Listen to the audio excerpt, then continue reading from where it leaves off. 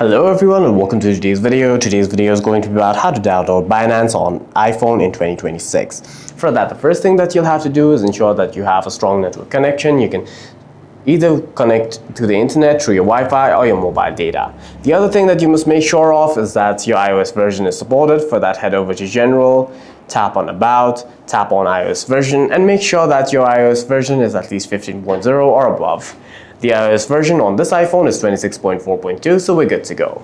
Now you can head over to the app drawer and then tap on the App Store again. Head over to the search bar of the App Store and then simply type in Binance. Hit Go or Enter on your keyboard and then simply tap on Get. Make sure that you're logged in. Make sure that you're logged in to your Apple ID on the App Store. If not, then you'll be prompted to log in to your Apple ID inside the App Store, in which you'll have to enter your credentials and verify your identity before you try and download any apps. For any further questions, please feel free to leave a comment down below.